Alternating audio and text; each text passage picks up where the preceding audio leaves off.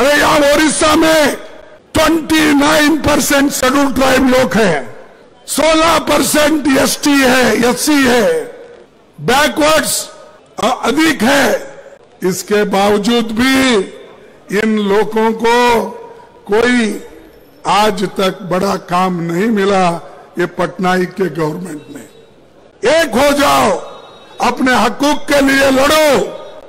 तो जैसा ये आरएसएस और बीजेपी ये विष जैसे है, पॉइजन है, एक एक करके हमारे हकूक को छीन ले रहे हैं।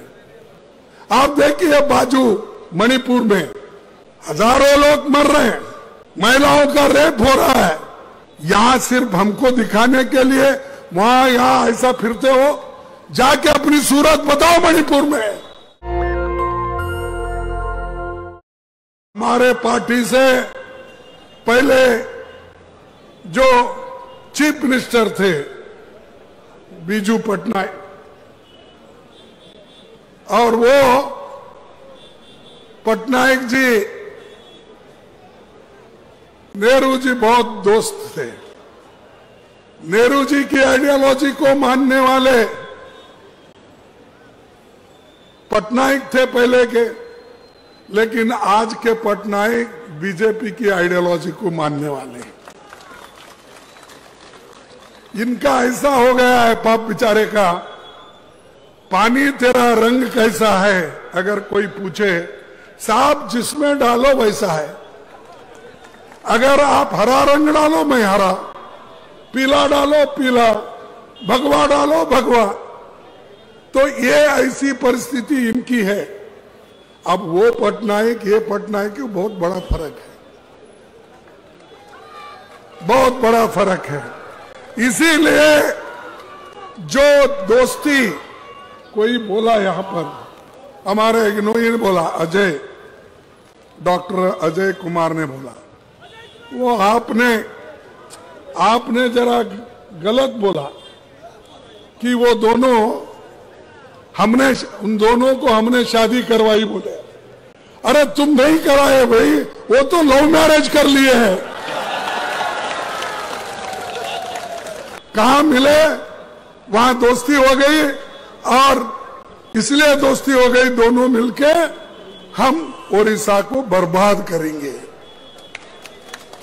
ओडिशा का जो ये है माइंड से दोनों मिलके बेचेंगे। अगर खाना भी है तो मिलके खाएंगे। इस वजह से उनका जो लव मैरिज है उसको तुम पक्का मत समझो। लव मैरिज में कभी कभी उल्टा भी होता है। पटनायक जी आज के क्या पाए, ये दोस्ती करके क्या पाए आपने? अरे कभी कभी डबल इंजन फेल होती है, और डबल इंजन काम नहीं करे तो पहला इंजन भी फेल होता है। इतने बड़े बड़े इंडस्ट्रीज कांग्रेस ने लाया, और उस वक्त के पटनायक जी साथ दिए, ये काम हुआ। और आप अब क्या कर रहे हैं? बीजेपी के साथ मिलकर यहाँ के पूरे जो नैसर्गिक संपत्ति है इसको लुटाने के लिए परमिशन दे रहे हैं। वो हमेशा ये कहते हैं, मोदी जी 70 साल में कांग्रेस क्या किया? अरे भाई हम 70 साल में कुछ नहीं करते। मोदी जी आप चीफ मिनिस्टर ही नहीं बनते थे। हम देश के संविधान को बचाए, देश के लोकतंत्र को बचाए, इसीलिए आप वहां हो। आप लोकतंत्र को खत्म कर रहे हैं, लोकतंत्र को बर्बाद कर रहे हैं, संविधान को बर्बाद कर रहे हैं। जो संविधान डॉक्टर बाबा साहब अंबेडकर, जवाहरलाल नेहरू जी ने मिलके यहां के देश के लोगों को एडल्ट फ्रेंचाइज दिया, यानी सभी लोग बराबर। 50 साल 100 साल के पहले जहां भी डेमोक्रेसी है वहां महिलाओं को वोटिंग का अधिकार नहीं था। जैसा कि मनु ने महिलाओं को कमजोर करने के लिए उनका काम उन्होंने बताया सिर्फ घर में ही रहना ठीक है। लेकिन ये नेहरू जी की देन है, अंबेडकर जी की देन है। जब आपको आजादी मिली, जब संविधान बना, उस दिन से जब वोटिंग राइट आ गई, महिला को भी उसी दिन मिला। बीजेपी के साथ, पटनायक के साथ कौन है? अमीर लोग है, अमीर लोग। अरे यहां ओडिशा में 29% शेड्यूल ट्राइब लोग हैं, 16% एसटी है, एससी है, बैकवर्ड्स अधिक है। इसके बावजूद भी इन लोगों को कोई आज तक बड़ा काम नहीं मिला।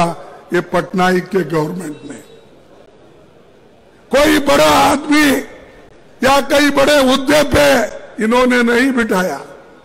इसीलिए आप हिम्मत करो, एक हो जाओ, अपने हकूक के लिए लड़ो। मैं ये नहीं चाहता कि एक दूसरे से लड़ो, वो मोदी करते हैं डिवाइड एंड रूल, लेकिन मैं नहीं, मैं देश को एक रखना चाहता हूं। लेकिन यहां बीजेपी, आरएसएस ये तो नफरत की दुकान खोल के बैठे हैं। बीजेपी और आरएसएस इतनी बुरी है और उसके संग में इन्हों है। फर्ज करो अगर कोई आदमी, हम कहते हैं भाई ये विष के जैसा है, ये लोग बहुत डेंजर है, इसीलिए उनको दूर रखो, उनको टेस्ट मत करो। हमने कहा अगर कोई ये कहता है भाई, हम बोलते ये विष है, पॉइजन है, इसके पास मत जाओ, उसको देखो मत। अगर कोई ये भी कहता है नहीं वो विष है या नहीं, मैं जरा चाट के देखता हूं, तो क्या होगा? अरे तुम चाट के देखे तो भी मरेंगे, दूर से देखे तो उनका अन्याय अत्याचार भी तुमको मालूम होगा। तो जैसा ये आरएसएस और बीजेपी ये विष जैसे है, पॉइजन है, एक एक करके हमारे हकों को छीन ले रहे हैं। एक एक करके हमारे जितने भी हक थे, महिलाओं के हो, एसटी के हो, एससी के हो, वो सब खत्म कर रहे। आप देखिए बाजू मणिपुर में क्या हो रहा है, हजारों लोग मर रहे हैं, महिलाओं का रेप हो रहा है, सैकड़ों गाड़ियां जल गए, घर जल गए। कहां है मोदी जी, कहां है बीजेपी? यहां सिर्फ हमको दिखाने के लिए वहां यहां ऐसा फिरते हो। जाके अपनी सूरत बताओ मणिपुर में, जाके बताओ नागालैंड में, तब आपको मालूम होगा। वो ये जानते हैं बे डालो, हमारी बात नहीं सुनता, ईडी का रेड करो, इनकम टैक्स का रेड करो और आईटी का रेड करो। ये सब करके उन्होंने हुकूमत चला रहे। ये आखिरी चुनाव है, मोदी अगर फिर से आए तो नई चुनाव होंगे, नहीं करने देगा और डिक्टेटरशिप आएगी। तुम मानो या न मानो, अभी भी देख रहे आप, परसों ही हमारे पास के एक नेता को उधर लेके गए, इंडिया का, गठबंधन का। इतने डरपोक लोग अगर रहे तो क्या यह मुल्क बचेगा? क्या यह संविधान बचेगा? क्या यह डेमोक्रेसी बचेगी? इसीलिए ये आखिरी चांस है आपको। ये पुतिन, रशियन पुतिन का जो प्रेसिडेंट इलेक्शन होता ना, वैसा ही होते चले जाएंगे। और ये एससी, एसटी, ओबीसी वालों को भी मैं ये कहना चाहता हूं, अरे हमारा देश तो गुलाम था, लेकिन आप लोग गुलामों के गुलाम थे, क्योंकि जितने अमीर थे, अमीरों के पास इन्हों काम करते थे गुलाम। मोदी की गारंटी क्या है? 2 करोड़ नौकरियां नहीं देना, कि मैं झूठ बोल रहा हूं? उन्होंने बोला 15 लाख काला धन बाहर से लाके आपके जेब में डालूंगा। डाले? फिर कौन झूठ बोल रहे?